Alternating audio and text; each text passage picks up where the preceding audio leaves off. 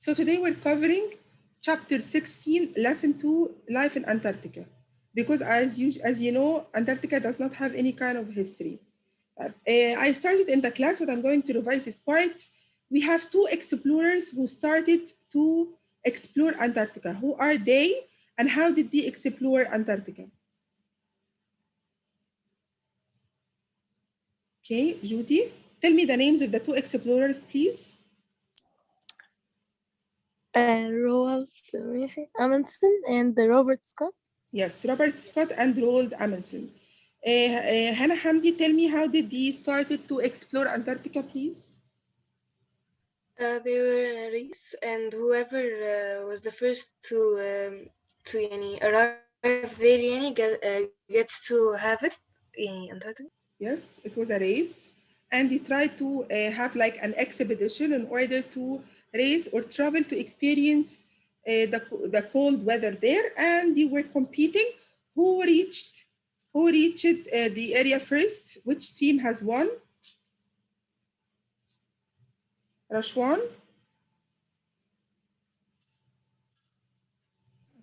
الquestion is Who reached Antarctica first? Which team have raced? Won the race? The Amundsen or the Scott? Scott Amundsen. I'm choosing, or you're going to be settling down on one answer? لا settled خلاص. Which one, Scott or Amundsen? Amundsen. Okay, so Amundsen team reached the South Pole first, and Scott team arrived 34 days later. So it's a great difference between both of them. When they reached the area there, they have explored or they have experienced many discoveries that could help which group of people? Reem Gouda? Which group of people are going to be helped through their discoveries?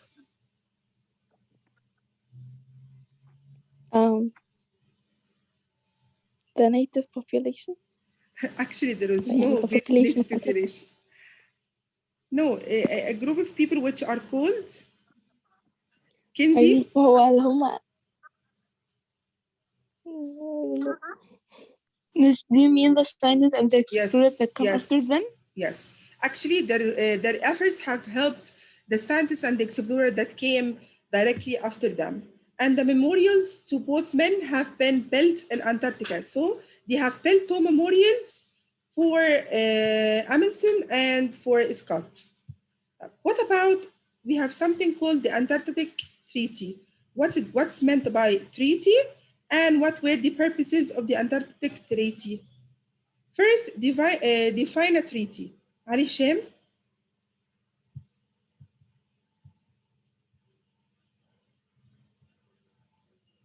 Ali Shem? Yes. Define a treaty, please. Can you repeat the question? Define a treaty. It's like an agreement between two states, maybe. Mm-hmm.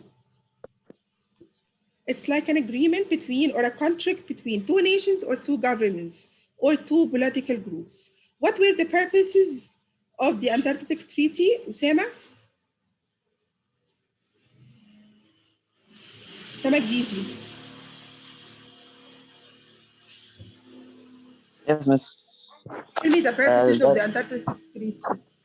No military action should be caused on the land, because Yes. it should be and it should be only for scientific researches. Mm-hmm. Yes. So the first purpose, it should be used for scientific research. The second one, to prevent weapons testing or military actions from being carried out on the continent. Why did he do this treaty? Why? Why do you wanted to protect this area? Reem Gouda?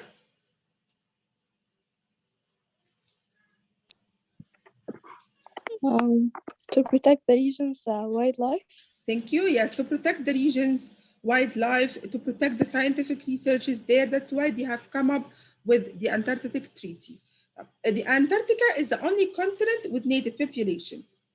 It has no colonists or the first humans to visit the continent there was no previous people claiming the land there.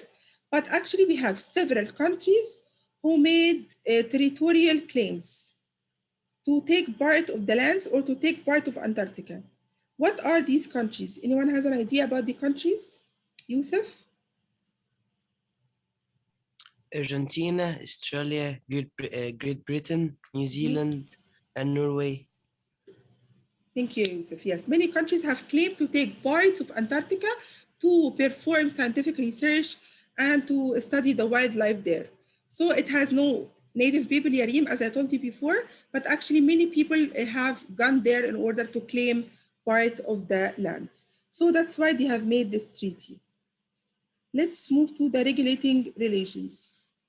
We said that we have many nations, including Argentina, Australia, Great Britain, New Zealand, Norway. They are still claiming large sections of the continent as territories. But do they have a government? What kind of system they are having there? What kind of system they're practicing there? Nano?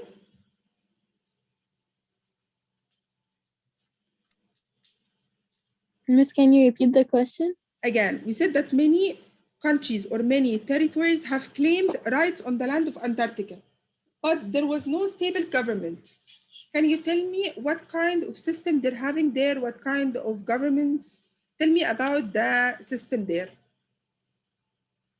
A treaty system, Yes. because it is not considered a country or a nation يعني. The rules, they have representatives from countries.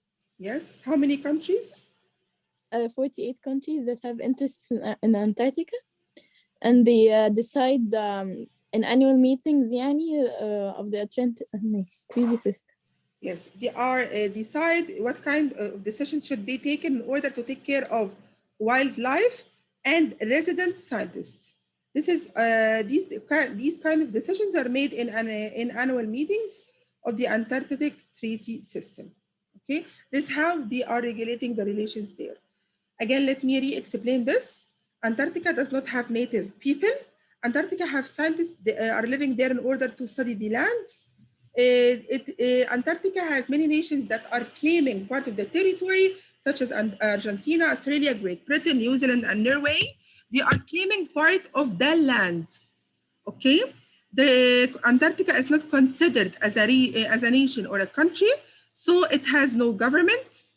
But how they are relating the issues there, how they are protecting the rights there, it's decided by the Antarctic Treaty System, who are representatives that come from 48 different countries who has interests in Antarctica.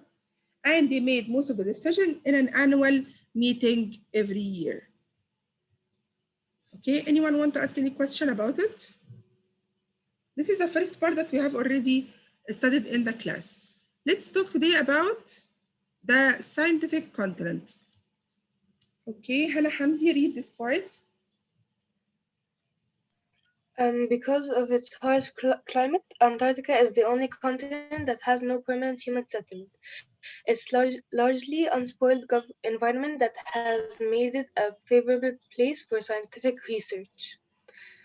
Living in Antarctica, no one...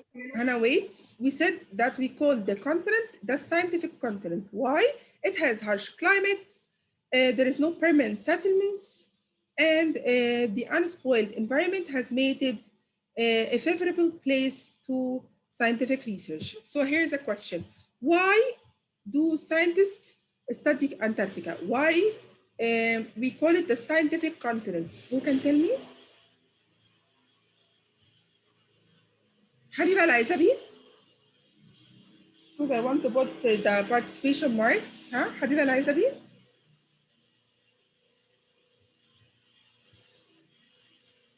Habiba Laizabi? What else? Nothing. I'm sorry for bothering you, Habiba, but I'm just asking, why do we call it the scientific continent?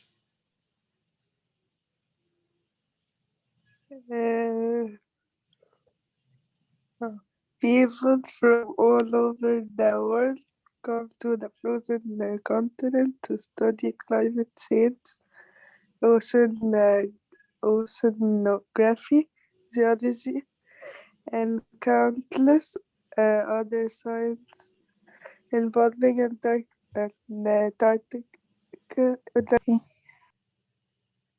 Yes, Yamaya, why do we call this continent the scientific continent?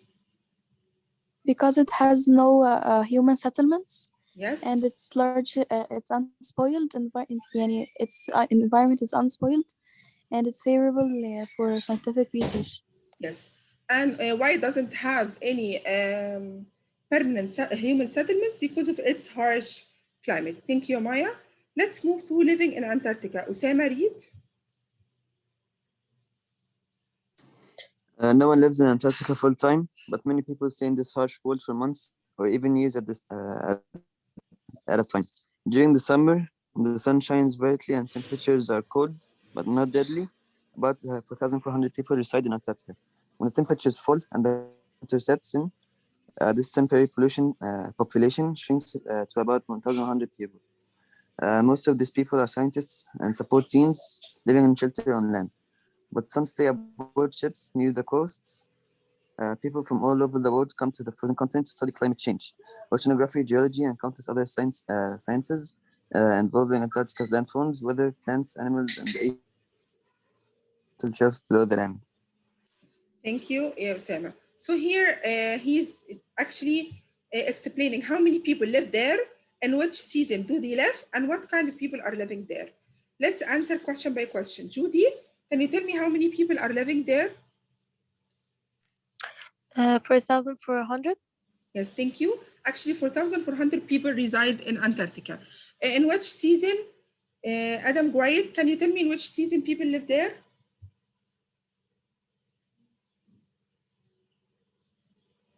Gwayed, can you tell me in which season people live there?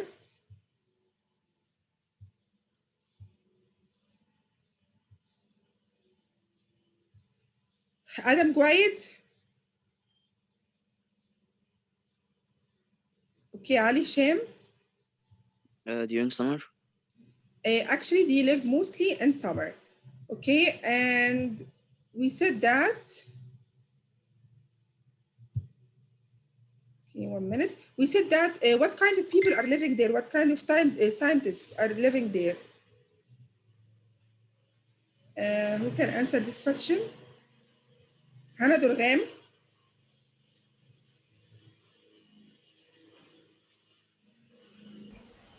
Already.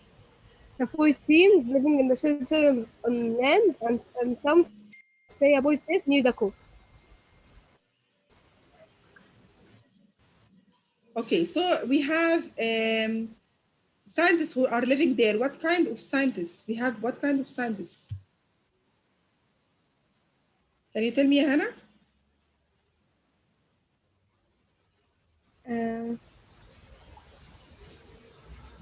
I said support team that lives in the land.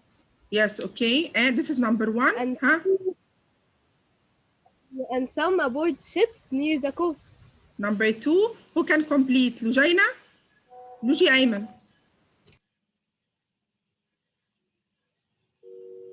Luji? Yes, miss. I'm sorry, miss, from internet. It's okay. Can you tell me what kind of scientists are living there? She said about the support team who are living on shelters and about the aboard ships near the coasts or they stay in there. What kind of scientists?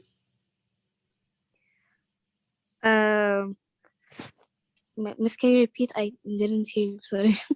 What kind of scientists are living there? Scientists who study what? Can I say? Yes, can I say?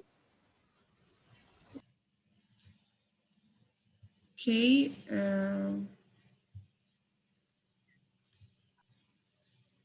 Kinsey, go ahead. The people that are all over the land, the world, that come frozen continent to study the climate when it change, and the ocean geography, the geology, and countless other science involving Antarctica landforms.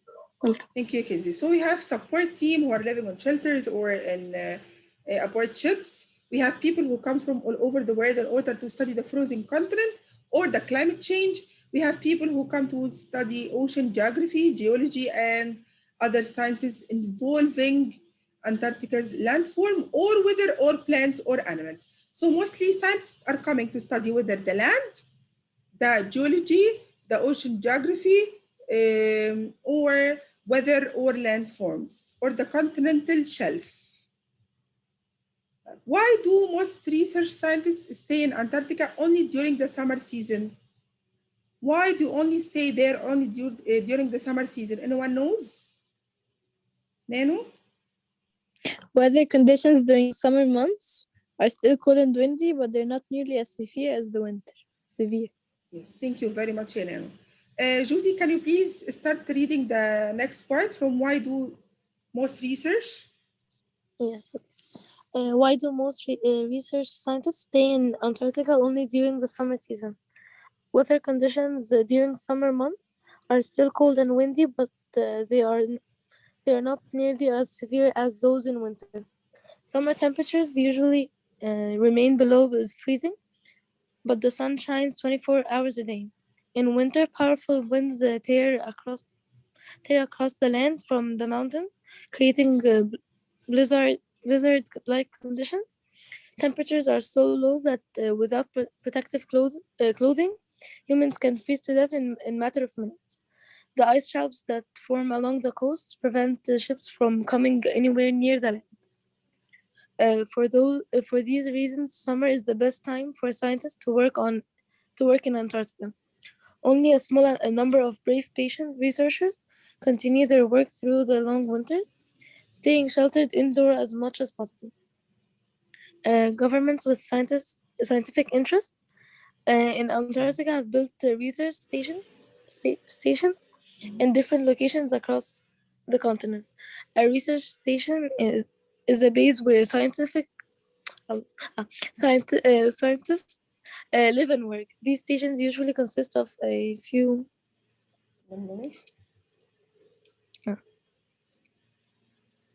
Few a buildings. few buildings set together, each built with special insulation against the brutally cold and windy weather. Currently, Antarctica has about 50 research stations. Each station has living quarters for the scientists and other staff, such as medical doctors, cooks, and mechanics. Stations also have laboratories, other types of research facilities, and stations need to have enough food stored away to feed teams of scientists for a year or more. Having extra food is important because violent storms can happen at any time, making it impossible for planes or ships to bring in fresh food and other supplies. Thank you very much. Okay. Let me just re-explain this part, then we can end the session. We said that most scientists are doing the research during the summer. And we said, and Nano explained that this is because of the harsh weather. Okay. Some scientists are brave enough in order to continue this work during winter, but actually they stay most of the time indoors. Okay, but the countries that are interested in scientific research have made something called research station. A research station is a place where scientists can live and work. And as you can see, they are usually consist of buildings, closed, built with special insulation against the brutal cold, okay? And it should be having like everything like the food, water, extra supplies in order not to force them to go outside, especially during the violent storms that can happen any time of the year. Okay, we have finished our lesson today. Do you have any kind of question? Okay, but let me check the attendance before I end the session. I have Malak is here. Rujaina Abbas absent. Miss, I'm here, yeah, miss. Malak? Yes. Malak, you will take your quiz on Thursday, okay? Okay, miss. Jana's here. Yes. فرح البغدادي. Yes. Fadia absent.